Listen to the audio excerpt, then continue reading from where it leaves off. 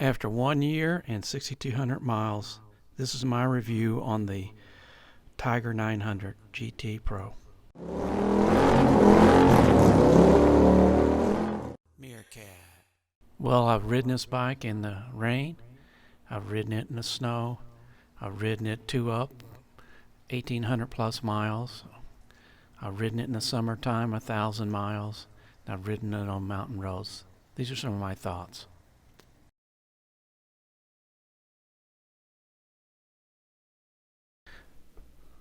Just a brief recap on the mileage, 1,800 miles in over 6.5 days. Didn't ever have any problems. The bike averaged 48.5 miles a gallon, between 60 and 75 miles an hour.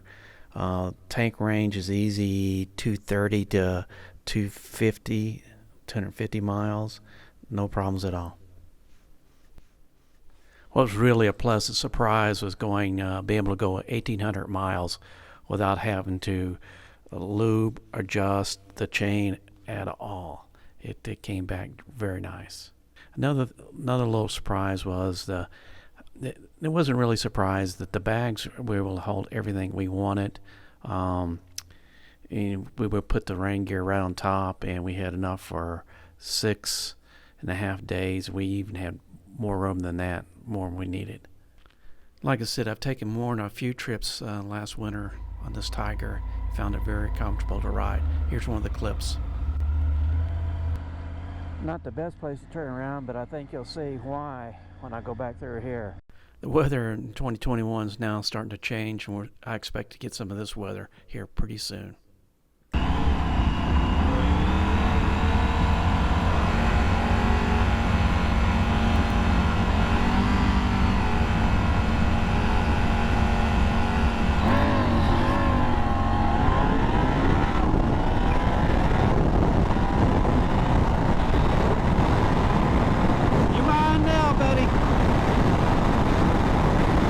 The bike's not a drag bike, but it'll run a 12.3 to 12.5 quarter mile. Handles the curves pretty well too. Late in August, I took my nephew and we rode around Idaho with the bike in dead summer. It was pretty hot and really enjoyed it. Spent about 1,000 miles on the bike. I paid going out here with $737.15. I should kind of show you that on the deal and the breakdown, but most of it, almost all of it was labor to bike apart to do that. So you can see I circled the 4.9 hours of labor to do this. That's $588, so that's the majority of the cost. I think I've got probably another couple thousand miles left in the back tire for sure. It's somewhere around, it's almost 3 millimeters there to the wear bar. In the front, it's a little less. I don't know if you can see it here very well, but I think it's about a little less than 2 millimeters. So I'll probably be changing tires. I do that. It's not that I'm dissatisfied with these, but I might try something different. As you can see, I've done quite a few things on-road, but nothing off-road. We'll be changing that this coming year with Mr. Bill. We'll do this off-road stuff. Here's some things I liked and don't like, and things I've changed. For sure, the front fender needed to be longer because of all the muck getting thrown up on the exhaust pipes up front. So, fender extender from Pyramid Plastics, and also got one from the Hugger for the back for the same reason. Chain guard and fender combination. A couple of things I do like. The metal aluminum saddlebags are really easy to use and carry a ton of stuff. I don't use the top case much, but I do use the saddlebags a lot. The center stand is also a blessing. It's very easy to use and get the bike up on to do maintenance. The third thing I hear that I didn't think I'd like would be the TFT interconnect, so I can call my wife or she can call me. I've used it quite a bit actually. Another surprise for me is the TFT. Not a big TFT fan generally, but I found this very useful in the dark mode. I prefer that to the light mode, and I use the RPMs at the top since the little wing ones are difficult to see. I bought this Triumph air deflector and thinking I might need it for the when I was riding 2-up, but that was not necessary. Although I keep the deflector on, I just push the windscreen a little farther down. But if you're over 6 foot, you may need those extra couple inches. The wind deflector would help. The next piece I didn't think I would use is the tire pressure monitor system, but it's come in handy. I do like that. I do like that the valve stems on this bike are easy to get at and air up the front and rear tire, so I do like that part too. I bought the radiator screens before they got the extension for the front fender. Since I got the front fender extension, I don't think I'd really buy the radiator screens again. The next two items I would recommend buying: Speedo Angels for protecting the TFT, and the Triumph OEM part for protecting the headlights. Very wise investments. 2 out of the 3 of the next items I've never had before: the shift assist, and I found I really liked that, especially with the passenger, and the cruise control. Never had one of those, and that's the only way to go on a long trip. The heated hand grips, of course, are great. Love them.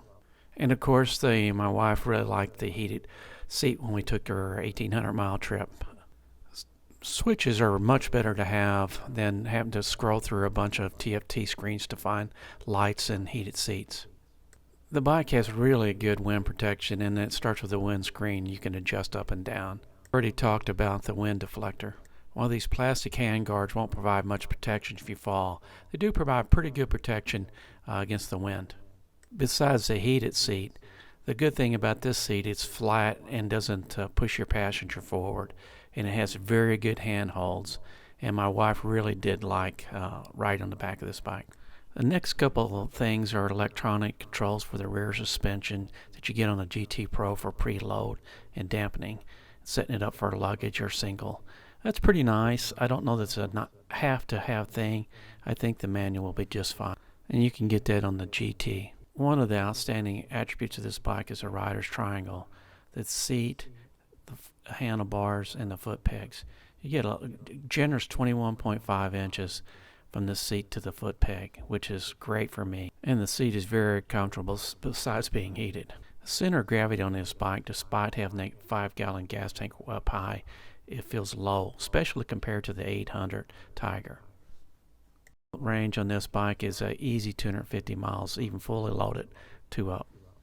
I haven't found the need to test these lower and upper crash bars yet. When me and Mr. Bill go off-roading, I can tell you if they work if we happen to have a tip over. What I can tell you is these front brakes are really great, very progressive without being too touchy, and the rear brake is very good also, and I use the rear brake a lot to settle a bike in cornering. Here's a feature I do not like: that single asymmetrical looking headlight, when 2 headlights look much better. The light's good on one, but 2's better. Here's a complaint you hear: the hot air coming off of on both sides of the vents here, making your knee hot. If you're very tall, like 6'2" or 6'3", and long legs, that may affect you.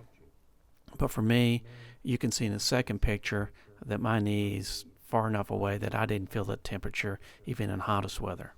Here's one thing I did find out when I was touring with 2-up on it: the side stand is so long that when I have 2 people on it, I couldn't actually put the side stand down without it leaning towards the brake side to do that.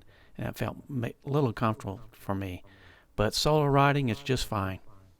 Another irritant for me is how this joystick is the bottom here, how close it is to the turn signals. It really does interfere with using the turn signals. Even after a year, I still haven't got used to that. I mentioned earlier that I didn't really think it was necessary for electronic suspension, but if you do have one, you want to make sure you get that hugger to prevent that crud from hitting in those electronic components on the rear suspension. I haven't seen the need to get a new exhaust system. It's pretty quiet, but it's not a bad noise, it's not a good noise. Mr. Bill's going to get something, and we'll see how that sounds.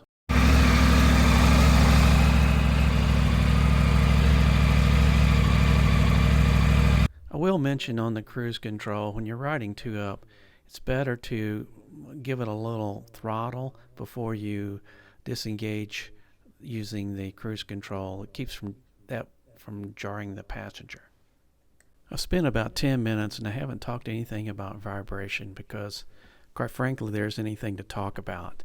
I think it's whatever vibration issues people have mentioned between the 800 and the 900 are inconsequential and aren't really a story at all. Next year, Mr. Bill's going to take his red Tiger there, and I'm going to take my one black one, and we're going to do a little bit of, I wouldn't say off-roading, but some dirt roads and gravel roads and see how the bikes are. And we'll report back to you. Before I leave, I have to mention that this is one of the great bikes that I've ever had. It does everything, and every day I like it more and more. It's not a flash bike. It's not the most high-performance bike.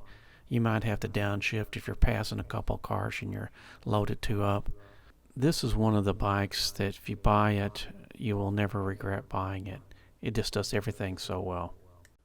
Join me and my friends at Flat Cap Cafe Racer for riding and racing. Please subscribe.